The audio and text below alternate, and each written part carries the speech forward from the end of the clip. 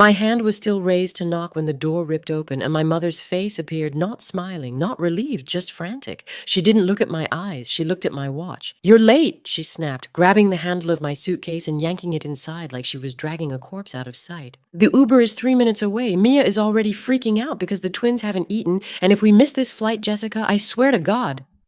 I froze on the welcome mat. I had just flown 11 hours from Tokyo to Seattle. My eyes felt like they were packed with sand. My back was screaming, and I was holding a bottle of duty-free scotch I'd bought specifically for my dad. "Hello to you, too," I said, my voice rough from the flight. "Nice to see you, Mom. Yeah, the flight was great. Thanks for asking." She didn't hear me. She was already spinning around, shouting down the hallway. "Mia, she's here. Get the bags." My sister Mia appeared at the top of the stairs, looking like a chaotic magazine cover. Oversized sunglasses already on her head, a sarong tied around her waist, and 2 screaming 5-year-olds clinging to her legs like anchors. She spotted me and let out a huff of annoyance. "Finally," Mia groaned, dragging a massive Louis Vuitton duffel bag one I was 90% sure I had paid for 3 Christmases ago down the steps. "Do you have any idea how stressful this morning has been? The dog puked on the rug and Leo can't find his iPad. You need to find it before bedtime or he won't sleep." She shoved the duffel bag at me. I instinctively caught it, the weight nearly pulling my shoulder out of its socket. "Wait," I said, dropping the bag. It hit the floor with a heavy thud. "What are you talking about? Where are you going?" The room went quiet. My dad walked in from the kitchen, wearing a fresh linen shirt and holding a passport wallet. He looked at me, then at the bag on the floor, and frowned. "Cabo," he said, as if he were stating the weather. "The family retreat. We've been planning it for months, Jess. Don't tell me you forgot." "I didn't forget," I said, the cold realization starting to drip down my spine. "You told me to come home for the holidays because you missed me. You said we were doing a family dinner."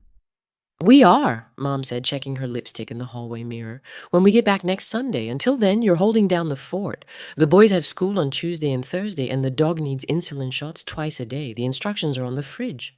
My dad clapped a hand on my shoulder. It felt heavy, patronizing. "Look, we know you're busy with your fancy consulting gig over there in Asia, but family helps family. Mia needs a break. She's a mother. She's exhausted." "And I'm not?" I asked, my voice rising. "I just closed a merger worth more than this entire neighborhood. I haven't slept in 24 hours. "That's work, Jessica," Mia scoffed, wrestling a twin off her leg. "This is real life. You have no idea what real stress is. Just try not to let them watch too much TV, okay? We have to go." The front door opened again. The Uber driver was there. My dad started hustling everyone out. Mom blew me a distracted kiss. Mia didn't even look back. They were leaving. They were actually leaving me in a house I paid the mortgage on, with kids that weren't mine, to go on a vacation funded by the supplementary credit card I gave my dad for emergencies. Something inside me snapped. It wasn't a loud crack. It was a silent, terrifying click, like the safety coming off a gun. "Stop," I said.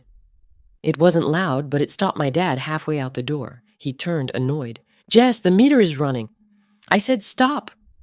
I walked over to the kitchen island where my laptop bag was sitting. I unzipped it. My movements were calm, precise, mechanical. "Nobody's going to Cabo." Mia let out a sharp, incredulous laugh. "Excuse me?" "The flight is in 2 hours. Move your bag. You're blocking the hallway." I didn't move. I opened my laptop. It booted up instantly. I didn't need Wi-Fi. I had a portable satellite hotspot I used for work. I logged into my banking portal. "You're right," I said, staring at the screen. "Family helps family. That's a beautiful sentiment, Dad. Really touching. So let's talk about how much help I've provided in the last, let's say 5 years." "Jessica, are you drunk?" Mom hissed, glancing at the open door where the driver was waiting. "We don't have time for this drama." "Make time," I said, looking up. My eyes met hers, and for the first time she flinched. "Because if you walk out that door, I am reporting the car you're driving as stolen. It's in my name, remember?" That stopped them. My dad dropped his hand from the doorframe. Mia took her sunglasses off, her eyes narrowing. "What is your problem?" Mia spat. "You're jealous, is that it? Because I have a family and you have, what, a career? A cat?" "I have leverage, Mia," I said calmly. "Come into the kitchen. All of you. Now." I didn't wait for them. I walked to the Marble Island marble I had paid for during the kitchen remodel of 2021 and turned the laptop around. Reluctantly, they shuffled in. The twins were fighting over a toy in the entryway, blissfully unaware that their aunt was about to detonate their world. This, I pointed to the spreadsheet on the screen, is a ledger of every single transfer, bill payment, and loan I have sent to this household since I got my first bonus at 25. I want you to look at the number at the bottom. My dad squinted at the screen. I don't need to look at your spreadsheets, Jessica. We know you help out. We appreciate it. Now can we go? Read the number, Dad, I commanded. My voice had that boardroom tone now, the one that made CEOs sit down and shut up. He looked, he blinked. That's not right.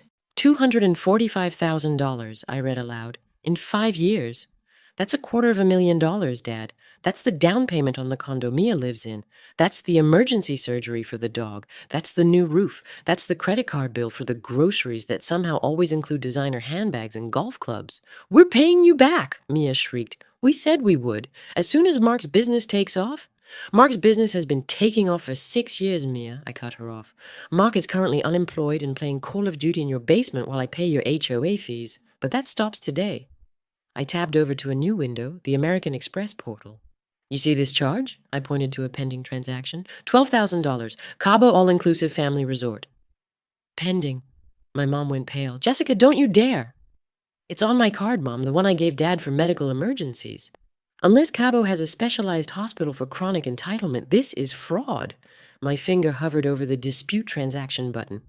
If you click that, my dad growled, stepping forward, his face turning a dangerous shade of red, you are destroying this family. You are humiliating us.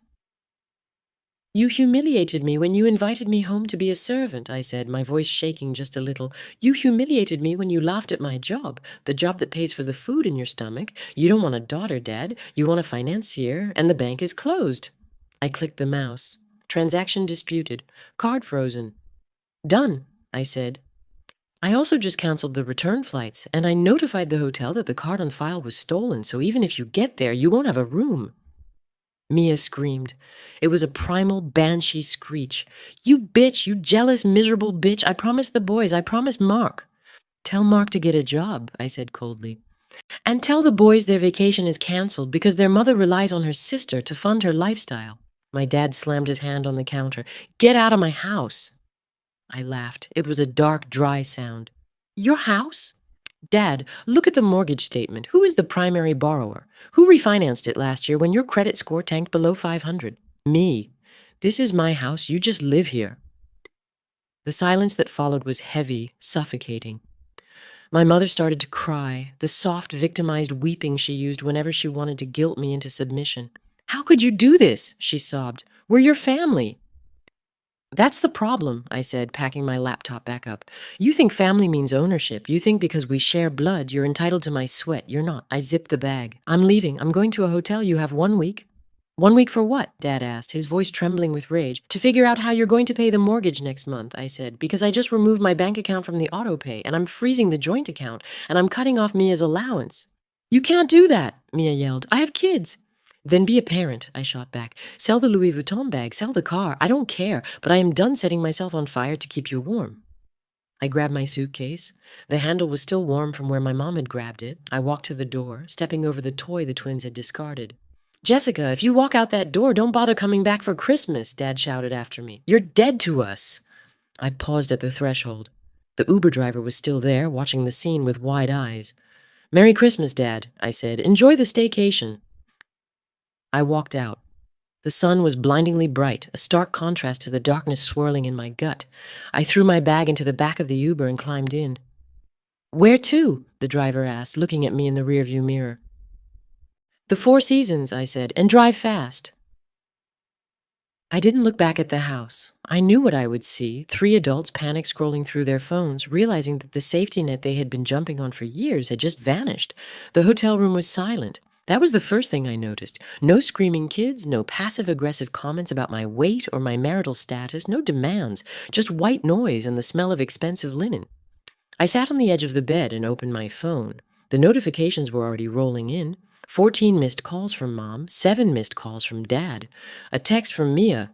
I hope you die alone, you selfish cow. A text from Mark, Mia's husband. Hey, Jess, heard there's a misunderstanding. Can we talk? The card isn't working for the rental car. I blocked Mark first, then Mia, then with a shaking finger I blocked my parents.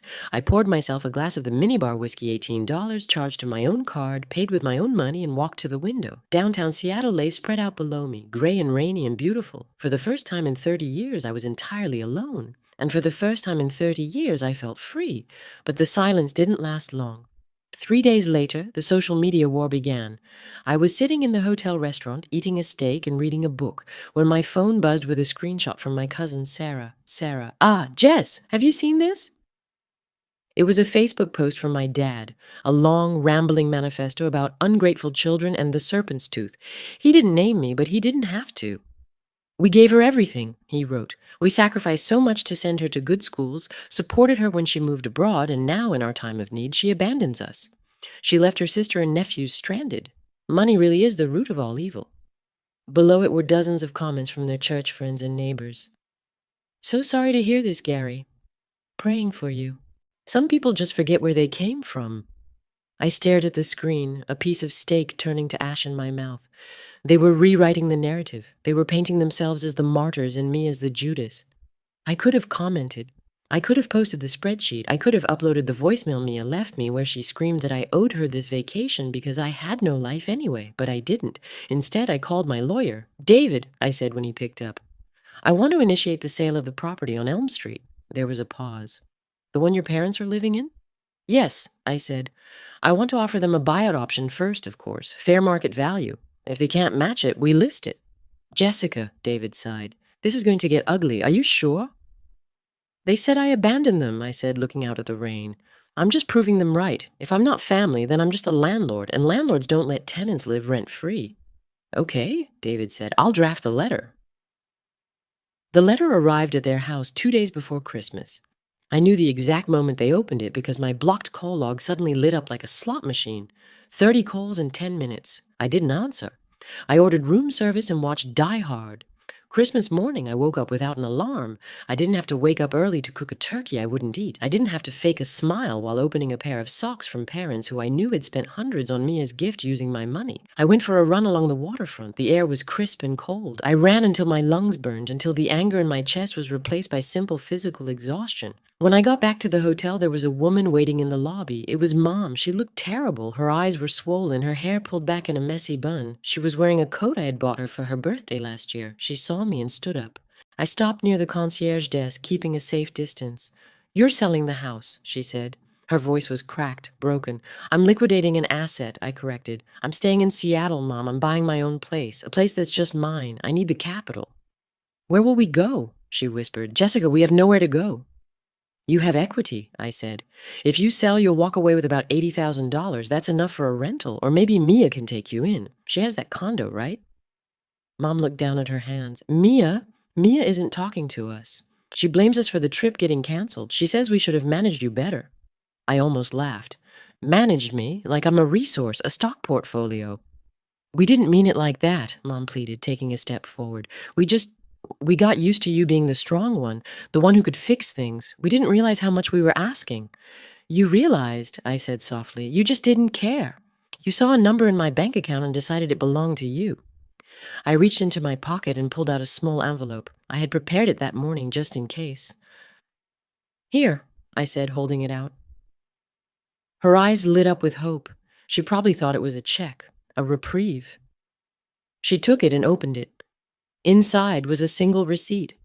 The receipt for the Uber ride I took from their house to the hotel. "What is this?" she asked, confused. "It's the last thing I'm ever paying for regarding that house," I said. "Keep it, frame it, whatever you want. But understand this. I am not your retirement plan. I am not Mia's husband. I am your daughter. And since that wasn't enough for you, now I'm just a stranger." I walked past her toward the elevators. "Jessie, please," she cried out, using my childhood nickname.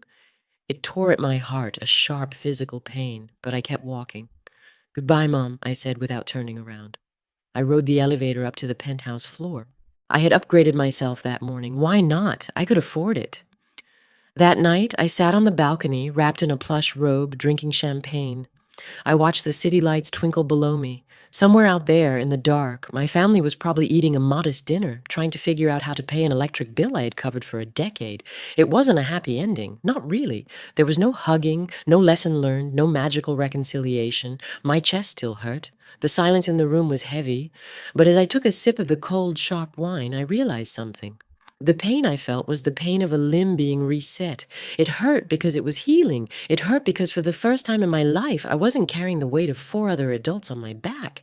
I picked up my phone. I opened the spreadsheet one last time. I scrolled to the bottom. I hit delete.